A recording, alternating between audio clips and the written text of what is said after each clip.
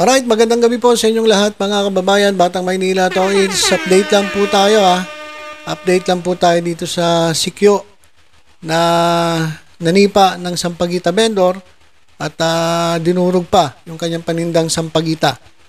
Ito po yun mga kababayan. Ayan po yung security guard. Tapos ito yung bata na sinipa niya at yung panindang sampagita, kung titingnan nyo rito sa sahig ay nagkalat. Kasi po hinablot po ng gwardiya. Iba't ibang reaksyon ang nababasa natin ngayon dyan sa social media. Iba po kampi dun sa gwardiya, iba naman ay kampi dun sa bata. Pero napansin ko mas marami po talagang nakisimpatya dun sa bata. At marami ring nagalit dun sa gwardiya. Pero meron namang nagsabi na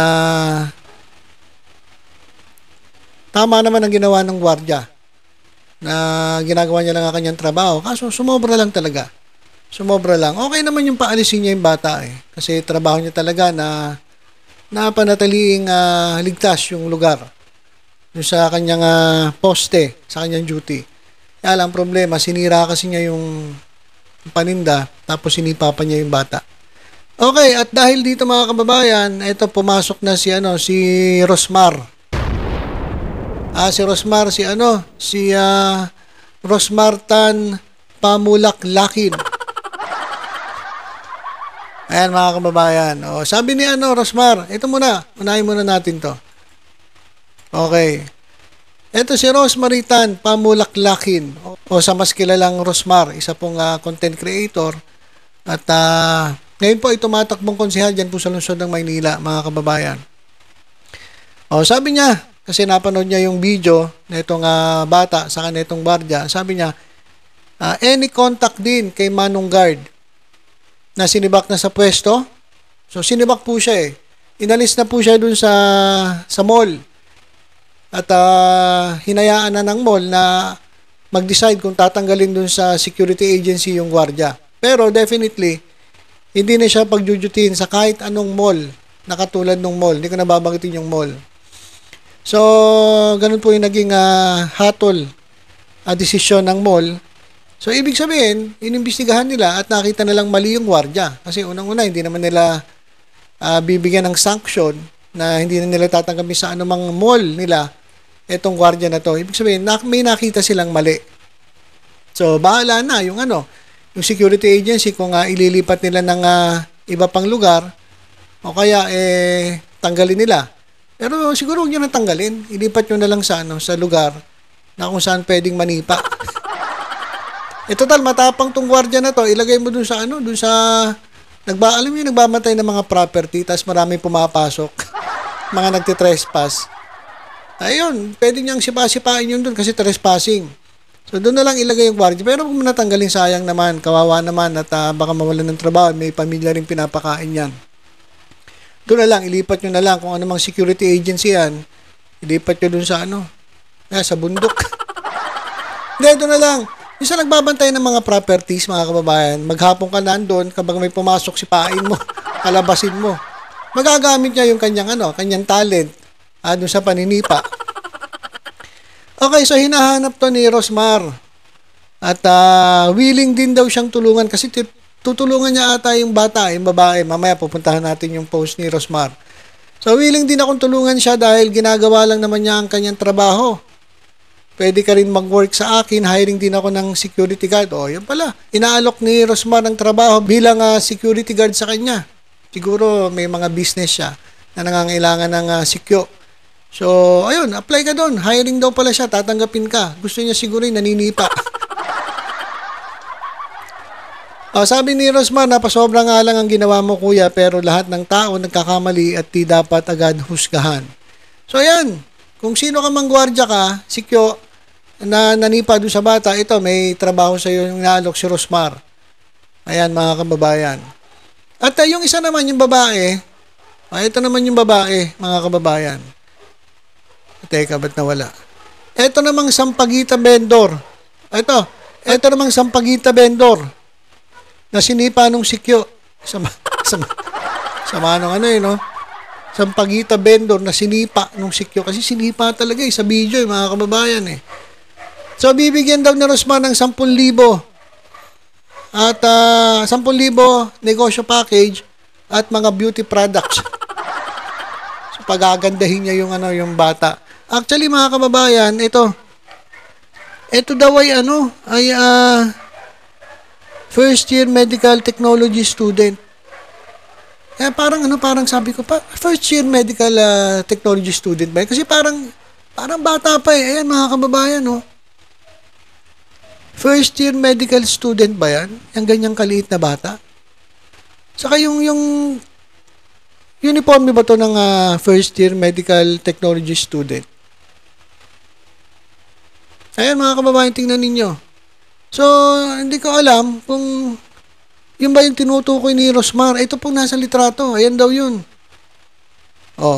Ibig sabihin, maliit lang siya na babae, pero may edad na siya kasi first year technology student. Ilang taon na ba yun pag first year medical technology student?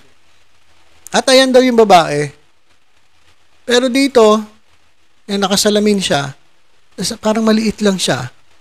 Bata yung akto eh. Kasi kung dalaga na to, parang hindi naman siguro aakto ng ganun. Diba? Well, anyway, ewan ko sabi kasi ni Rosmar yan, sa awa sa Sampaguita vendor na sinipa at sinira ang paninda ng mall guard. Wala naman tayo ibang pinag-uusapan, yung pangyayaring yun eh. So malamang, eto nga, yung nandun. Itong babae na to, naka-green, eto nga yun. Ayan. Sabi niya, bibigyan ito ni Rosmar Tan pamulaklaki ng 10,000 cash at beauty products. Sa kanyang Facebook page, isinapubliko ni Rosmar na nahanap niya. Nahanap na pala niya. At nakausap niya ang vendor na si Jenny, isang first year medical technology student. Pinahanap ko siya at para mapadalan ko ng tulong kasi naawa ako sa kanya nung napanood ko ang video, sabi ni Rosmar. Binigyan ko rin siya ng 10,000 para di niya na kailangang magtinda sa labas ng Sampaguita. Sabay dagdag na bibigyan niya ito ng kanyang mga skincare products na pwede nitong ilako sa mga kapitbahay. Hindi na siya maglalako dun sa mall. Hindi mo pa bigyan ng pwesto sa mall. Kaya isama niya sales lady, 'di ba? Sales lady na lang. Bibigyan niya ng skincare products tapos ilalako dun sa mga kapitbahay. Sana mura lang, no? Kasi kung baka naman mahal yan. Baka naman mahal yan. Kasi yung Sampaguita, magkano lang ata? 10 piso isang tali, 20 pesos. Baka naman mahirapan naman itong si Jenny na magbenta. Anyway, hayaan mo na. Okay lang yan. At least na may tulong si Rosmar. Ibibenta niya, ilalako niya sa kapitbahay.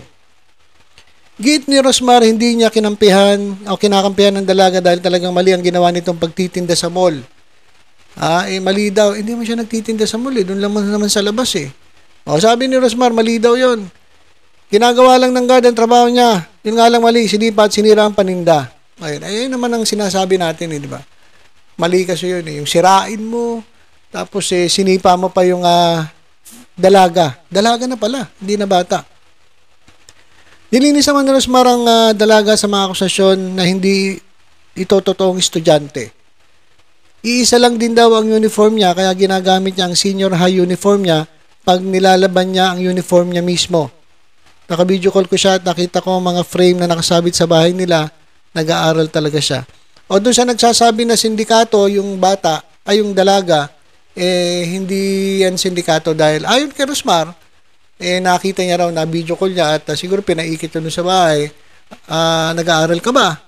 First year medical technology student at siguro pinakita niya. Ayan, katulad niya, pinakita siguro yung pinadalan siya ng litrato.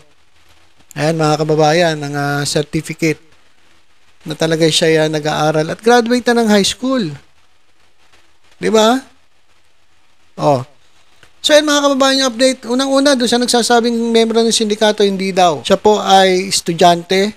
Nag-aaral po siya na isa siyang first year medical technology student at dalaga na po siya. Mga kababayan, hindi po bata. Dito lang sa video, parang batang-bata talaga Saka yung kilo siya, batang-bata Kaya nga nagtaka ako, sabi ko, ito ba yung babaeng pinag-uusapan natin? Sabi ni Rosmar, yun naman daw yun.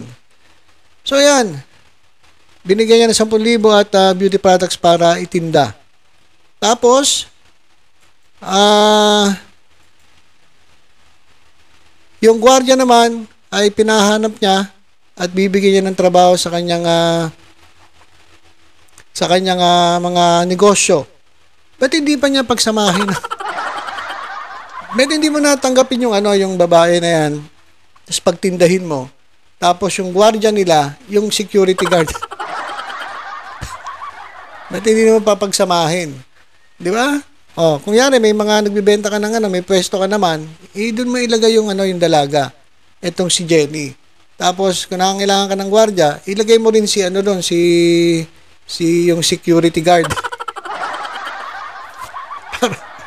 para magkabate, di ba? Total, yun naman ang gusto ng Iglesia ni Cristo eh. Gusto ng Iglesia ni Cristo, kapayapaan. O yan, di pagsamahin mo na lang, Rosmar. Di ba? Kasi kung bibigyan mo ng trabaho yung gwardiya, bigyan mo na rin ng trabaho yung dalaga. Di ba? Ayos ba yun, Rosmar? Kapag ganyan, baka maraming bumoto sa'yo bilang konsehal dyan sa Maynila. Pero parang hindi ko naririnig yung pangalan. Saan ka ba tumatakbo? Anong distrito? Ha? Alam ko tumatakbo to eh. At independent to it's eh. So, yun lang po muna update natin mga kababayan. So, tinanggal na po etong gwardiya dyan po sa mall. Pero hindi natin alam kung tinanggal ba siya ng security agency. Sabi ko nga, hanapan mo na lang na ibang trabaho doon sa sa kinakailangan magaling manipa. O kaya naman, mag-apply siya kay Rosmar. Makipag-coordinate kayo kay Rosmar para lagyan nyo ng gwardiya. Yan ang ilagay nyo. Tapos, sana Rosmar, tanggapin mo na rin yung Jenny, isama mo na sa negosyo mo para magkasama silang dalawa. Para magkabati. Di ba? Adi,